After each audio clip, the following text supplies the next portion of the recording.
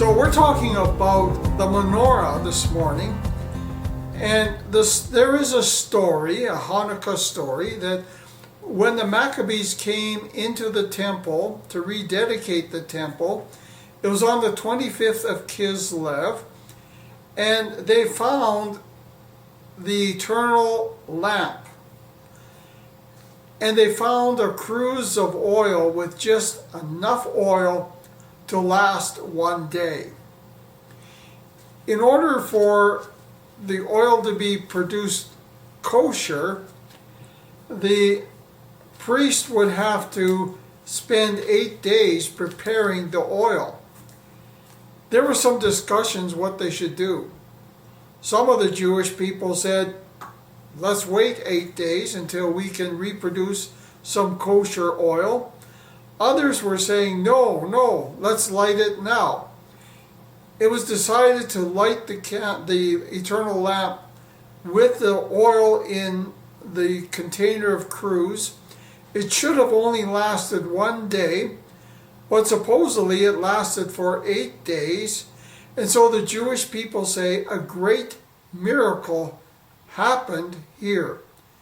The oil burned for 8 days when it was only supposed to burn for one. And this becomes the background for the Hanukkah menorah. If you're familiar with a menorah in the temple, it had 7 branches, but this menorah has 9. There is a center candle, which is called the servant candle. And the servant candle is lit first, and it's going to be put in the centerpiece, which is higher than all the other pieces. And as this candle, the servant candle, the servant, which brings light to the other 8 candles. Now on the first day of Hanukkah, they will light 1 candle. On the second day, 2, and so on, until the 8th day, they will actually burn all the lights of the Hanukkah menorah.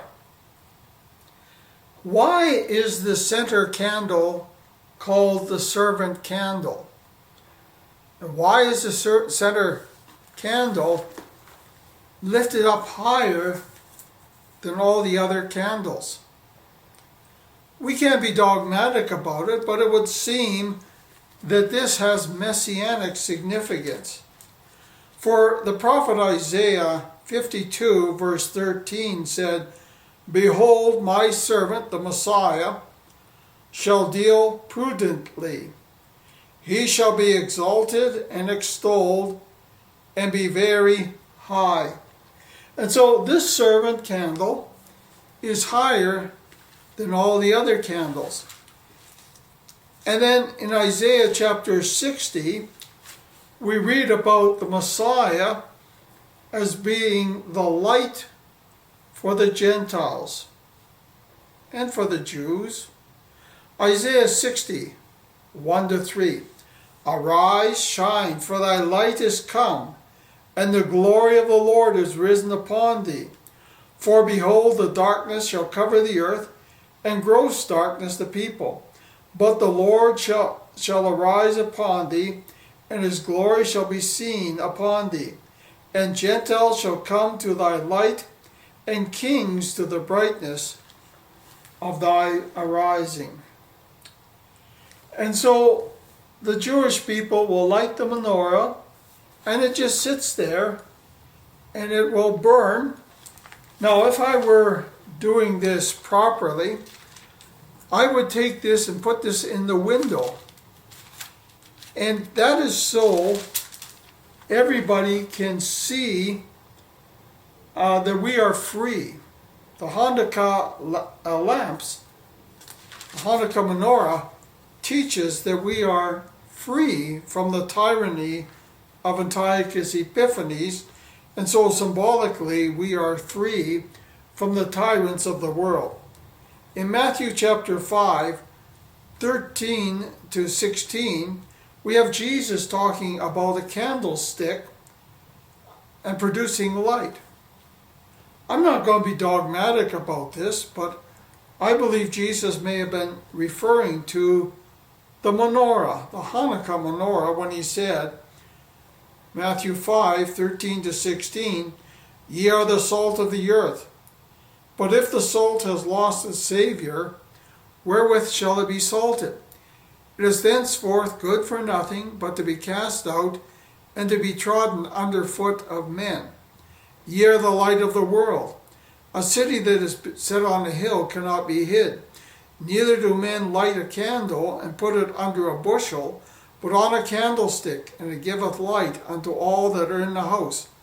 Let your light so shine before men, they may see your good works, and glorify your Father which is in heaven." You know, there's a very famous photograph that shows a Jewish family with their menorah openly in front of the Nazis'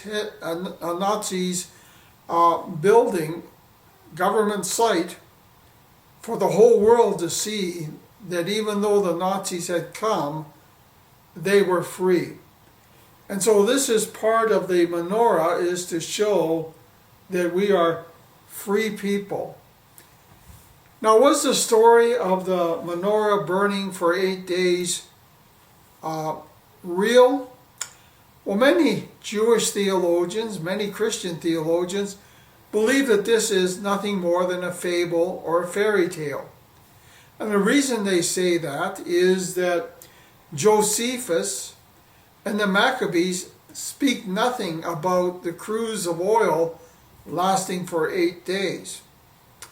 However, very recently, there was an 8-branched menorah found in Israel dating back to 100 BC, or 60 years after the events of Hanukkah took place. This seems to give some credibility to the story of Hanukkah, that is not just a fairy tale, but it actually took place. I personally do believe that a great thing happened there, and the cruse of oil really did burn for 8 days.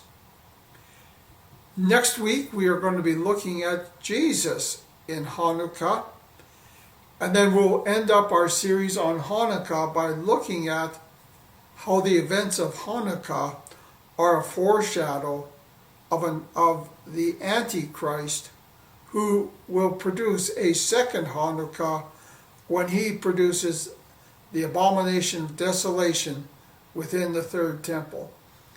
This is Larry Mitchell with Friends of Israel. Happy Hanukkah. Shabbat Shalom.